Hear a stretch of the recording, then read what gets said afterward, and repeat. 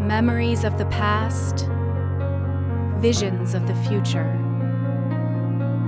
The ties that bind and the conflicts that tear us apart.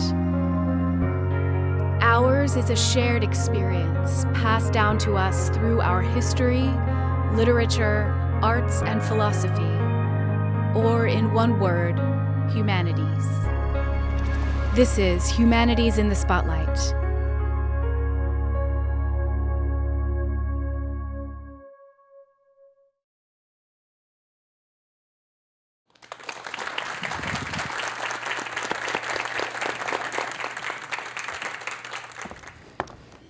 It has been 4 centuries since William Shakespeare last put down his pen.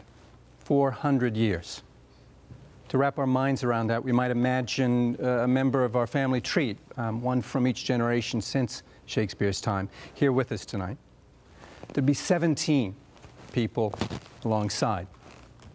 Now, the funny thing is, each of them could have a masterpiece of Shakespeare's in their hand. Perhaps a parent with Hamlet, a grandparent with A Midsummer Night's Dream, a great-grandparent with the Sonnets, Macbeth, King Lear, The Tempest, all the way back. Now, for my students, a semester seems like forever, but 400 years is a long reading list. So it might be a good time for us to ask why we do it, why we have done it, why we should do it. Why do we read Shakespeare? Well, you could say he's the best writer we've ever had in our language. His words, characters that seem so real, we feel like we know them and always have. Imagery and ideas like never before or since. Sometimes it feels like our very idea of culture revolves around his achievement. All this may seem self-evident, but it's not evident to everyone. In fact, a growing chorus of critics of the educational system says that we read Shakespeare too much, we teach him too much, spend too much energy and time writing and teaching and reading him. By and large, these are proponents of the STEM fields, proponents of a certain commercialization of the STEM fields. I should be very, very clear. We couldn't have our modern lives without science. I'm a fan of science. But those who see a pot of gold at the end of the STEM rainbow often ask why we do anything if there isn't an immediate commercial advantage at the end. Now, it's a pointed question. And Shakespeare's not the only writer it's been pointed at. In fact, we could take him as a metaphor for fields like the humanities generally, the fine arts, right? For disciplines and activities like painting and music, dance, history, the classics, foreign languages and cultures, all of which have found themselves under attack, having to justify their very existence and fight for funding. We could take this question at its face value and ask, well, what is there possibly to learn about Shakespeare after 400 years? Why should we spend our time and money researching him, teaching him the way we do? It's a good question.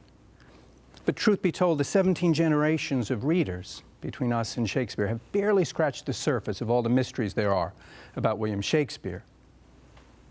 Born in Stratford, he made his way to London, where he became famous, rich, returned to Stratford, and died. It's the in-between that we're not quite certain about. In fact, one of the biggest mysteries about William Shakespeare was when he published and wrote the individual works that he did. Did this work come before that work or that work before that one? Did he read another author first or that author him? Did he start a trend or finish it? Now, you might ask what it could possibly matter to find out more about chronology. Why is that important? Ask an astronomer, a historian, an evolutionary biologist, and they will all tell you that chronology is the very basis of our knowledge for anything, finding out when things happened and in what order. How could we do it, though? Barring the discovery of a new document in an attic or an archive, unlikely, but possible. Less likely still building a time machine to go back and watch Shakespeare at work. How could we hope to do it? Now, this is precisely the question that a fellow researcher and I set out to answer. My collaborator in this research project is Dr. Genevieve Smith, a PhD in integrative biology, a STEM field, I'll point out, and an expert in statistics, another STEM field. And together, we wound up building a time machine out of Shakespeare's works themselves, that is, assembling his works, looking at their stylistic changes over time in order to parse out their development and temporal location. Okay. To get some idea of how Shakespeare's language works, I'm going to need your help, okay? I'd like everybody, wherever you are, right, to take your hands, if you can, and make two fists like this and squeeze them a little tight. Now lift them up, lift them up. This is Shakespeare's verse. Do you feel how tight that is? Now relax your fingers and let your hands drop. Now that's his prose. Now the alternation between tension and relaxation is between verse and prose in his works. He was a master of language, of course, but he was also quite bilingual, we might say, in his plays. And it's this alteration of verse and prose that's responsible for some of his greatest effects. Now, something interesting to know about his verse is when he started his career, that 10-syllable line that you all know from school, bum bum bum bum bum bum bum bum bum bum, that regular 10-beat line, okay, changed over the course of his career.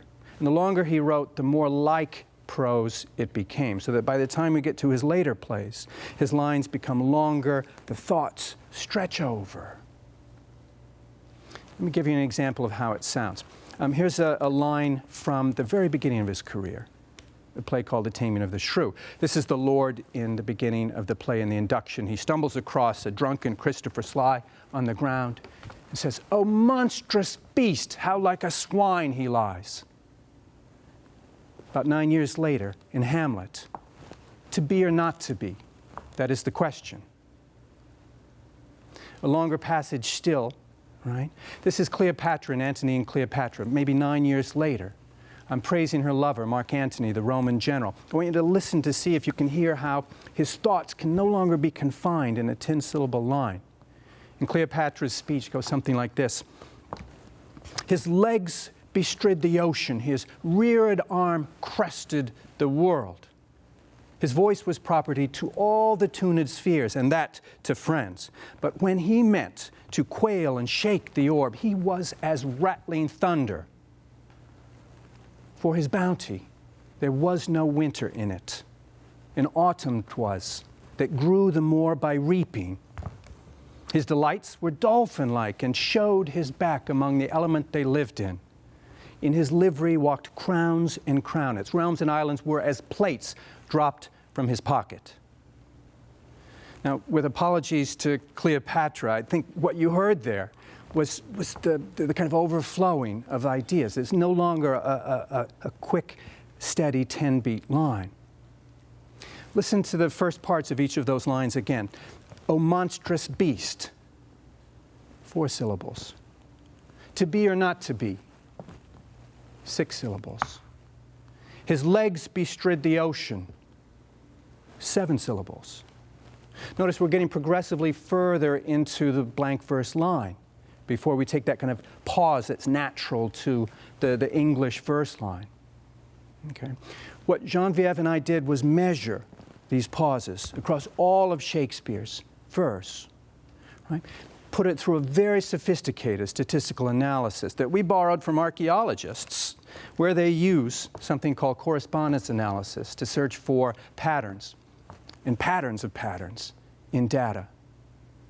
We ran the data 1,000 times in a bootstrapping procedure to give ourselves more valid parameters for understanding where Shakespeare's plays might be located on a continuum. And the results were remarkable. In fact, in some cases where we've got very good external evidence that a play probably happened at a certain day, a certain month or year, the test put that play in precisely that place. The Comedy of Errors, for instance, Twelfth Night, Henry VIII. But in still other cases where we don't have very good evidence at all, but merely tradition for when a play was written, it changed our ideas about where that play fell. As You Like It, Othello, Troilus and Cressida. All of the late plays as a group seem to have been worked on perhaps toward their publication in something that would eventually become the first folio after Shakespeare's death. So this research project changes our idea about Shakespeare's life, times, and works. Is it commercializable?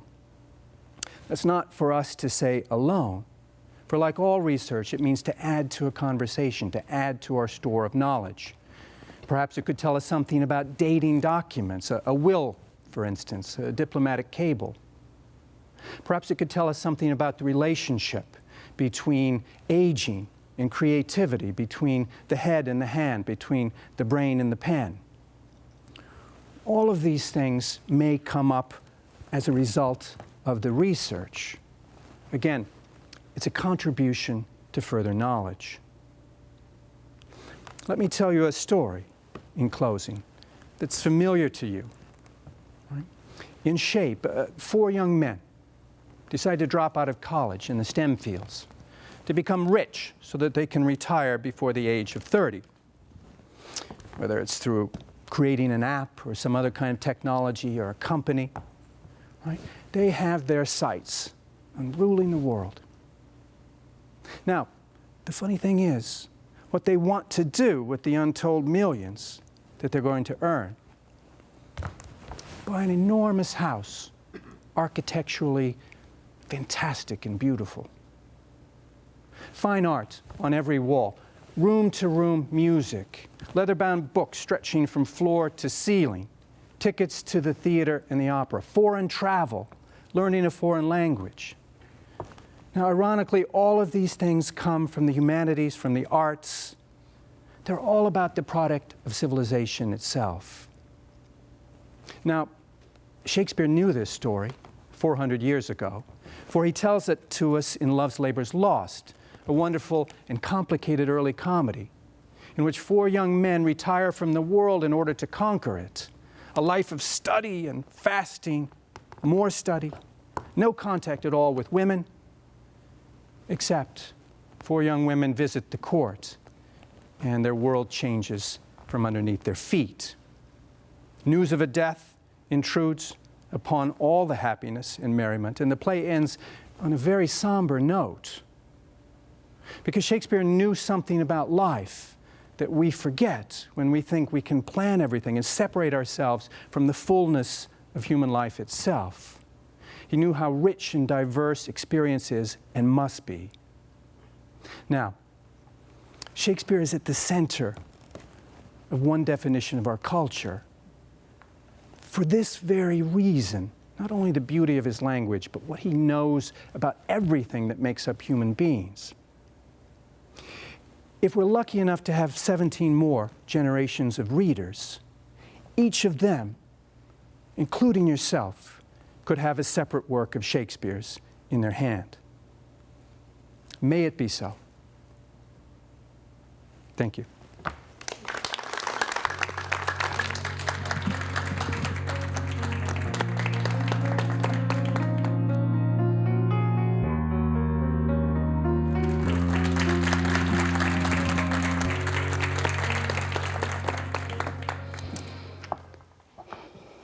I'm an art historian.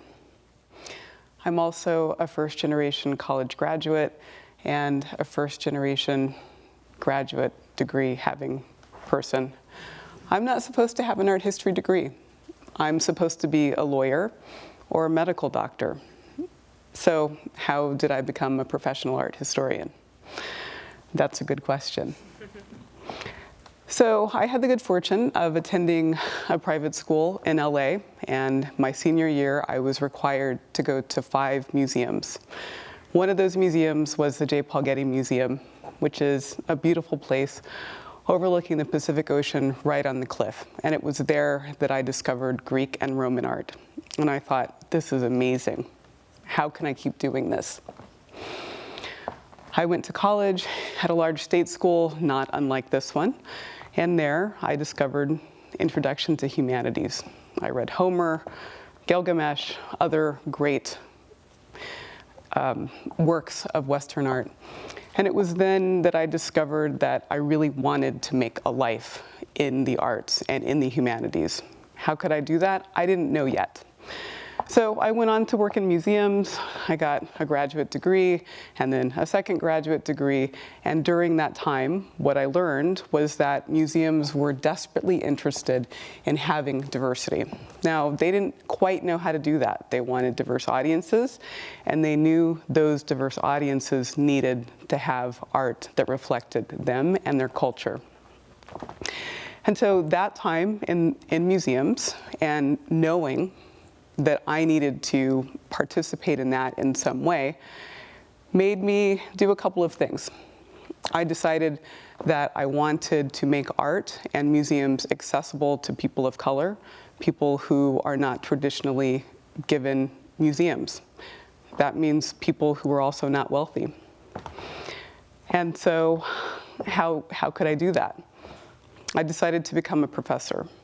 And there are a couple of things that I do as a professor. One is to give students the real feeling and knowledge that they own art and that they own museums too, that they belong there.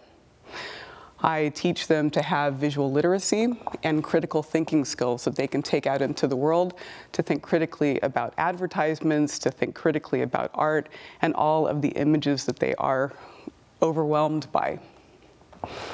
And what I do, I will say, is a part of social justice.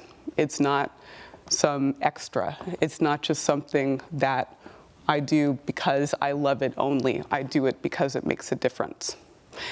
And so I'd like to tell you a little bit about the research that I'm doing right now, because the research relates directly to this idea of thinking about how to give art to different kinds of people. So my current research focuses on artists who are looking at and taking or appropriating art from a different era. So I'm interested in appropriation. I'm interested in trauma. That is how artists are thinking about difficult psychological and physical experiences, and about conceptual art. So this evening, what I'd like to talk with you about is one particular work, and that's a work by the artist Michael Ray Charles.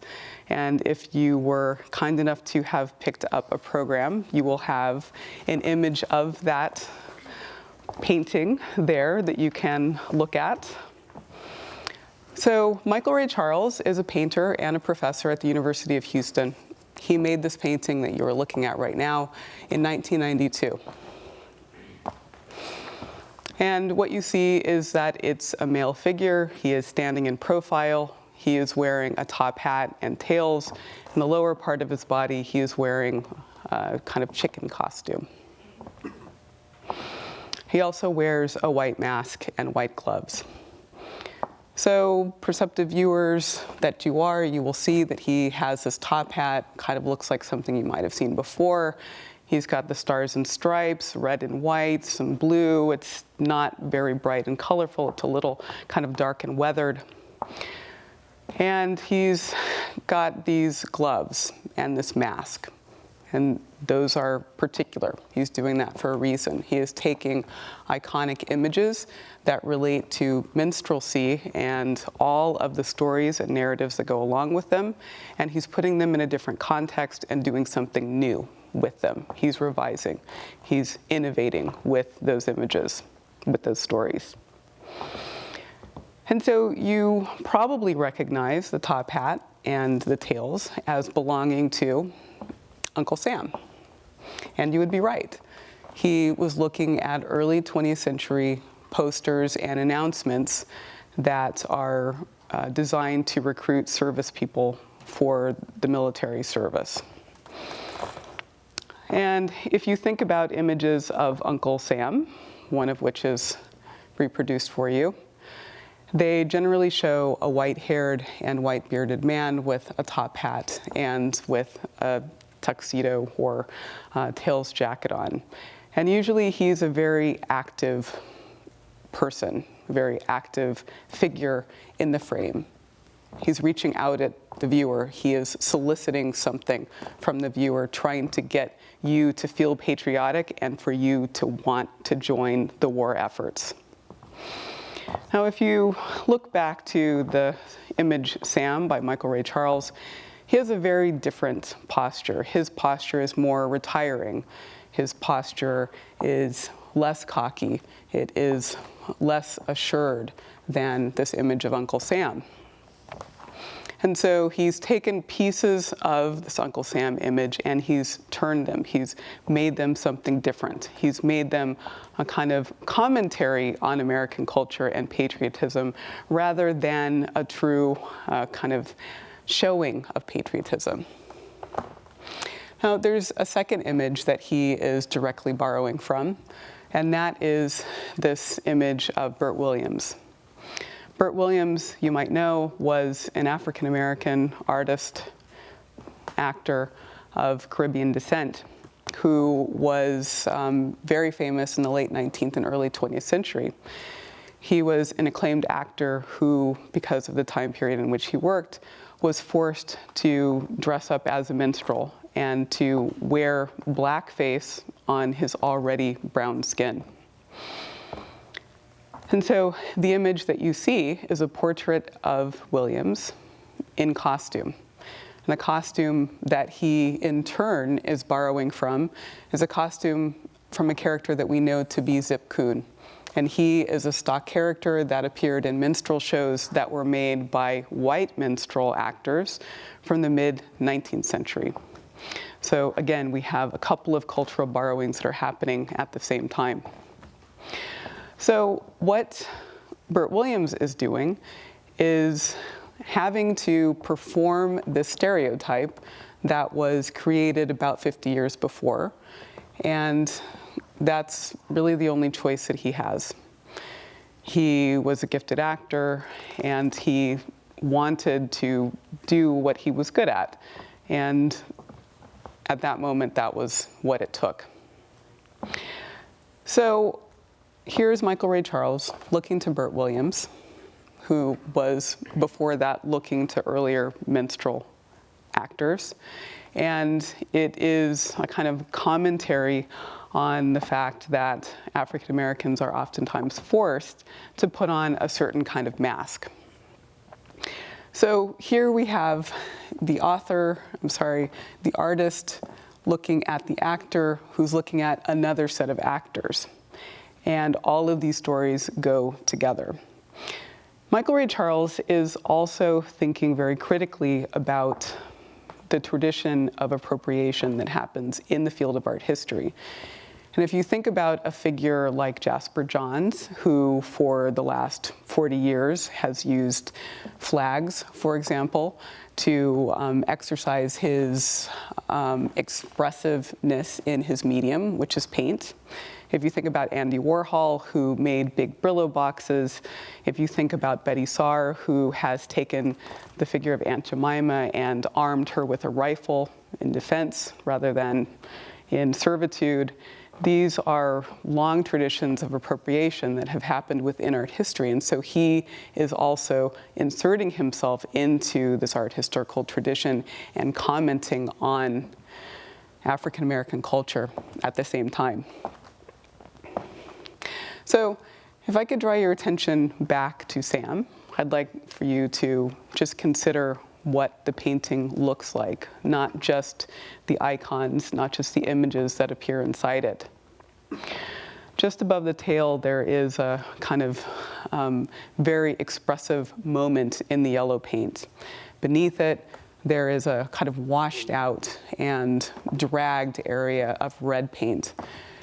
Those are the artist expressing his feelings, or what he imagines the feelings of that figure may be. He is using these dark, brown, muddy colors to talk about nostalgia, to think about how old things oftentimes refer to old things, and they both have the same meanings and different meanings attached to them at the same time. And so there's something about nostalgia, there's something about mustiness, there's something about antique quality that Michael Ray Charles is evoking in this painting that was just made about 20 years ago, not very long ago. And so when he's thinking about nostalgia, he's not necessarily thinking about it in good ways. He's thinking about how troubled it can be for African Americans, how troubling it can be for American culture altogether. So this is really important work that he is doing, and he is certainly not the only artist to do it. There are others that I am working on in my current project. But the really important thing is that they are thinking about these emotional residues or resonances that stick with images and that they are expressing and exploring in their art. And of course, they're doing it by looking at older images. So there are images such as these, which deal with minstrelsy. Other artists are looking at images from slavery, from the 19th century. Other artists are looking to historic moments from the civil rights movement, rethinking them and tweaking them. So you might ask, what does this have to do with humanities? Well, it has everything to do with humanities. It is a thinking about what our identities are as individuals, thinking about what our identities are as Americans. It's vital work. Thank you.